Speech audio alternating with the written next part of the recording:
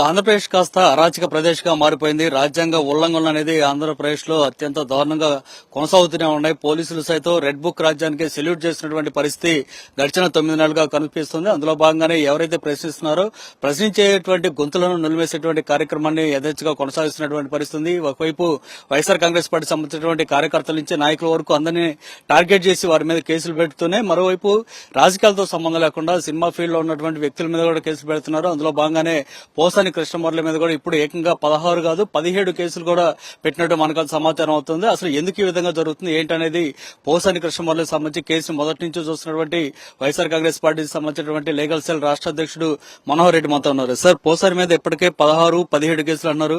అసలు ఇప్పటి వరకు ఎన్ని కేసులు నమోదు చేశారు? ఎందుకని ఆయన ఈ విధంగా వేధిస్తున్నారంటే ఏం చెప్తారు?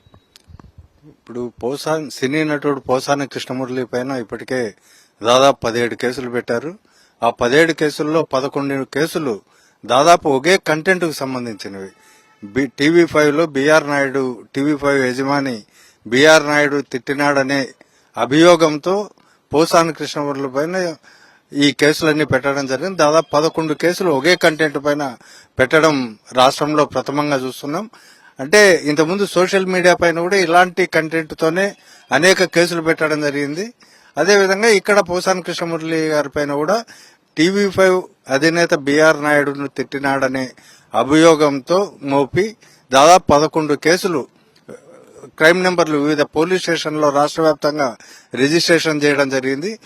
చేసిన తర్వాత కూడా ఇంకోటి ఇందులో విచిత్రమైనది ఏంటంటే 10 సంవత్సరాలు దాదాపు 2016లో నంది అవార్డులకు సంబంధించి ఒక కామెంట్ చేసినందుకు నంది అవార్డుల్లో ఒక సామాజిక వర్గానికి సంబంధించిన వారే ఎక్కువ మంది ఉన్నారని పోసాని కృష్ణమురళి చేసిన విమర్శ పైన ఇవాళ కడప జిల్లాలో కేసు పెట్టి అతన్ని దాదాపు హింసించి ఇక్కడి నుంచి అక్కడికి తీసుకొని పోయి రిమాండ్ చేయడం జరిగింది.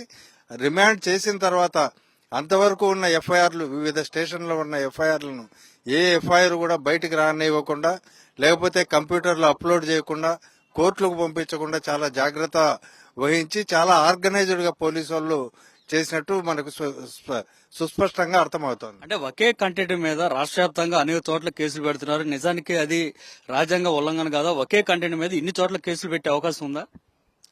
ఇది ఖచ్చితంగా రాజ్యాంగం వల్లనే ఉల్లంఘనే. ప్రభుత్వాలే కక్షపూరితంగా రాజ్యాలే హింసకు ప్రేరేపిస్తుంటే ఇంకా సామాన్యుని గతి ఏంటి అనేది ఇప్పుడు మనం తీవ్రంగా ఆలోచించాల్సిన విషయం. దీనిపైన కోర్టులు కూడా ఇంటర్ఫేర్ అవుతాయి. ఇన్ని కేసులు పెట్టడం ఒకే కంటెంట్ పైన అనేది తప్పనిసరిగా కొట్టివేయబడతాయి.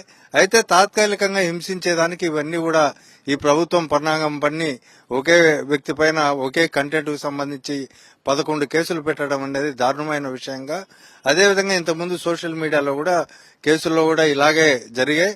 వాటన్నిటిపైన కూడా న్యాయ పోరాటం చేస్తున్న సందర్భాలు ఇప్పుడు ఈ రాష్ట్రంలో ఉద్భరణమైనాయి. అంటే ఆర్గనైజ్డ్ గా క్రైమ్ పోసాని చేశాడనేది ప్రభుత్వం చెప్తున్నమాట. నిజంగా ఆర్గనైజ్డ్ క్రైమ్ గా దీన్ని చూడొచ్చా, లేదంటే పోలీసులు కావాలని వరుసపెట్టి పెడుతున్నటువంటి కేసుల్ని ఆర్గనైజ్డ్ క్రైమ్ గా చూడాల్సి ఉంటుందా? 66 సంవత్సరాల పోసాని కృష్ణమురళి ఆర్గనైజ్డ్ క్రైమ్ లేదు. అసలు ఆర్గనైజ్డ్ క్రైమ్ కు ఉండాల్సిన లక్షణాలనే ఈ రాష్ట్ర ప్రభుత్వం మార్చేసింది.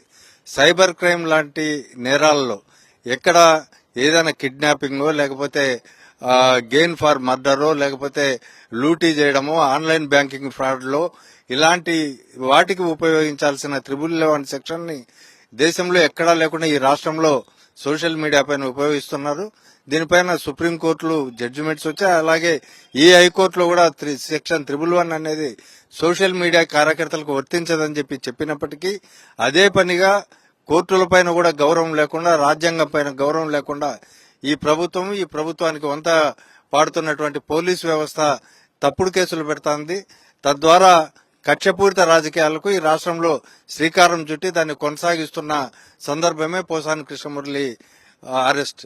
అంటే ఒక కేసులో అరెస్ట్ చేసి మళ్లీ పీటీ వారెంట్ మీద ఇంకో పోలీస్ స్టేషన్ తరలించడాన్ని ఏ విధంగా చూస్తారు? ఎందుకు ఈ స్థాయిలో కక్ష సాధిస్తుంది ప్రభుత్వం పోసాని మీద అంటే ఏం చెప్తారు?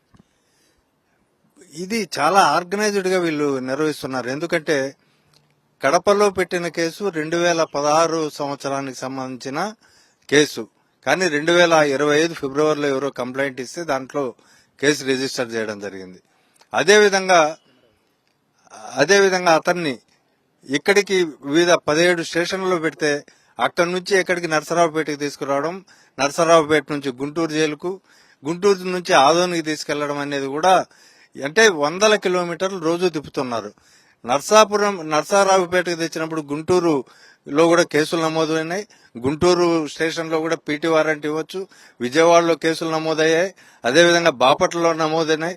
అంటే ఇటీవల ఇక్కడ ఉన్న దగ్గర ప్రాంతాల్లో కాకుండా మళ్ళీ ఈశాన్యం నుంచి నైరుతికి, అదేవిధంగా ఉత్తరం నుంచి పడమరకి, పడమర నుంచి దక్షిణానికి, ఈ విధంగా కక్షపూరితంగా 100 కిలోమీటర్లు అతను అనారోగ్యంతో బాధపడుతున్నాడు. గొంతుకు ఆపరేషన్ జరిగినాయి.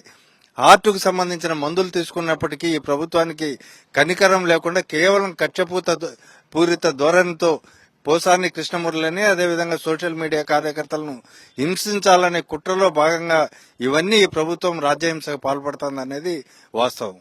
ఇన్ని ఆరోగ్య సమస్యలు ఉన్నప్పుడు సహజంగా అరెస్ట్ చేసే సమయంలో అందున ఒక 66 సంవత్సరాల వయసు ఉన్నటువంటి వృద్ధిని అరెస్ట్ చేసే సమయంలో ఎలాంటి జాగ్రత్తలు తీసుకోవాలి? ఈ ప్రభుత్వం పోసాని విషయంలో ఏ విధంగా వ్యవహరించింది?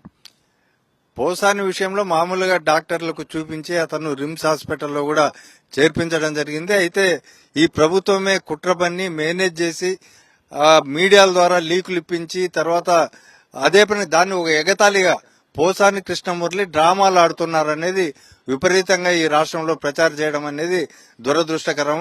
ఇది కూడా ప్రభుత్వం ఉద్దేశపూర్వకంగానే ప్రభుత్వ డాక్టర్లతో చెప్పించిందేమో అనే అనుమానాలు ప్రజల్లో చాలా బలపడుతున్నాయి. నిజంగా కూడా ఆయన అనారోగ్యంగా ఉన్నాడనేది వాస్తవం. సో ఇది పరిస్థితి ఖచ్చితంగా ప్రభుత్వమే ఆర్గనైజర్ క్రైమ్ చేస్తుంది అనేది చాలా స్పష్టంగా పోసాని కేసులో అర్థమవుతుంది అనేది మనోహర్ రెడ్డి చెప్తున్నమాట. ఏదేమైనా ఖచ్చితంగా పోసానికి న్యాయం జరుగుతుంది కోర్టులో అనేది కూడా ఆయన తెలియజెప్తున్నారు.